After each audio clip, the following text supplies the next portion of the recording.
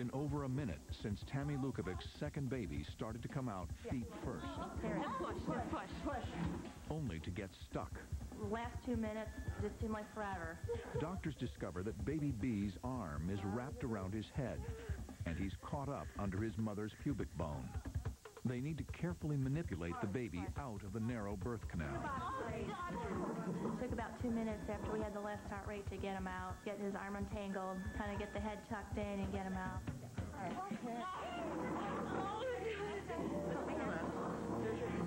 Two boys. Fortunately, baby A's successful head-first delivery paved the way for his brother. You can get that baby out quickly and relatively safely as long as the first baby was of at least the same size or larger as the second. Tough time coming out of the birth canal. So right now, you basically are continually reassessing his ability to support his breathing. Congratulations. They're beautiful. You just need a little bit more help. I want to keep a little bit of a closer eye on him, okay?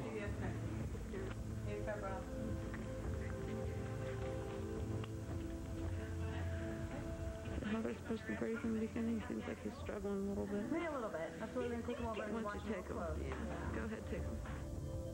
This would be A. He's 5 pounds 4 ounces, 17 and a half inches long. Beautiful little guy. He's got baby brother. Yeah. While baby A, Matthew James, spends his first day with mom and dad, his younger brother, Justin Michael, heads to the NICU.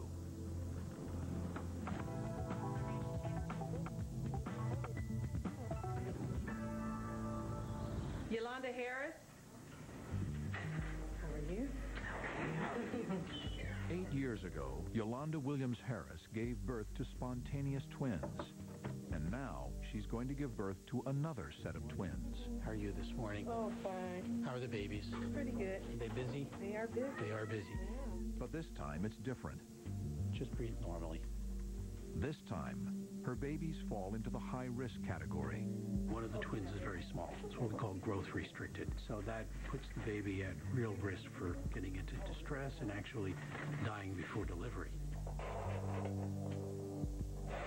Yolanda is at a critical point in her pregnancy. She's made it to 36 weeks. It's not worth the risk to wait any longer. At this point, the baby should be mature enough. So she's been scheduled for delivery in 2 days. During her last ultrasound, Yolanda learned that twin A was breech. She's hoping that the baby has turned to a head-down position. This is twin A, the female. She's breech. And then twin B, his head is down here. If the first baby is breech, there's too much of a risk that as you're delivering the breech, the aftercoming head can get tangled up in parts of the second baby. You know, the chin can get caught on the chin or the head of the second baby, or could get caught on a leg, and you just then are in real trouble. You can't get the baby out. Unless her baby flips within the next 2 days, Yolanda will have to deliver by C-section. Her first. The other births were vaginal, so that's what I'm used to. It'll be a new experience, though. Yeah. You're to be here in labor and delivery at 1 o'clock. C-section is a tubal, right? Yes, that's me. Hey, that's Okay. Bye-bye now. Bye-bye. No matter what, I'm delivering Wednesday. We're coming here at 1 o'clock. And come what may, yeah, babies will be arriving. C-section or vaginal, however they decide to get here, it will be Wednesday. Because I'm not going past Wednesday. I am ready. I am very ready. Don't try to run away now.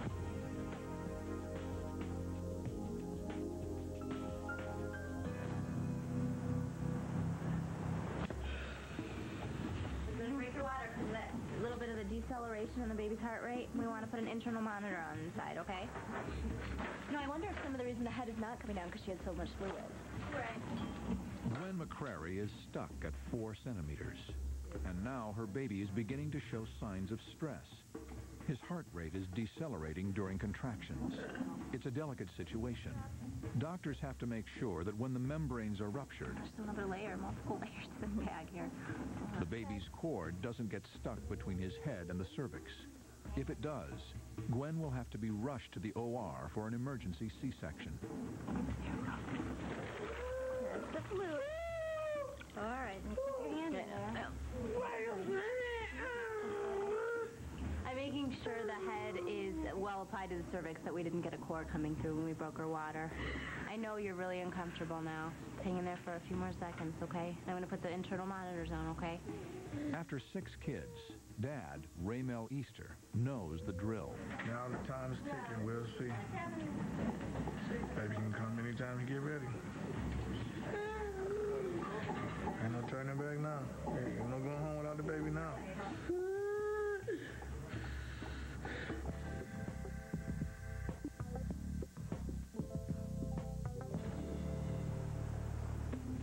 As Marla Rawson's father lies dying at the other end of this medical center, his daughter, only 31 weeks pregnant, has to deliver her baby right now, or he too might not survive. We are going to do a C-section to get this baby out. She's got chronic hypertension. She needs to be delivered because she has had some very elevated blood pressures. Marla's blood pressure has reached highs of 170 over 110. She's veering dangerously close to a stroke or seizure. The only cure? Delivery. You're going to feel some pressure. Yeah. It's coming. One more pull here. Right there. Get ready, guys. Cord loop. Got it. There we go. Hey, baby. 1659.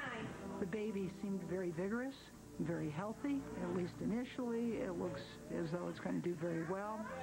30 seconds to take a peek at him. Here you go. Hi. Hi, baby Nicholas. Probably hasn't had to hear Nicholas cry. I was like, oh my God, he's crying. Can you hear him? I kept telling my husband, can you hear him? Can you hear him?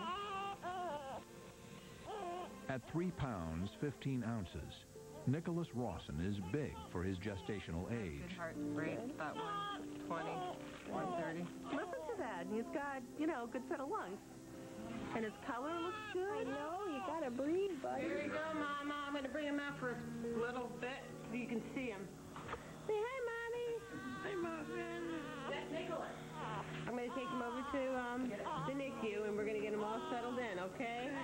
You want to give him a kiss? Okay. All right. But it's a bittersweet moment for Marla, because as her son is taking his first breaths, her father has taken his last. He was just waiting to hear from my mom. The baby was born, and I think he just let go then.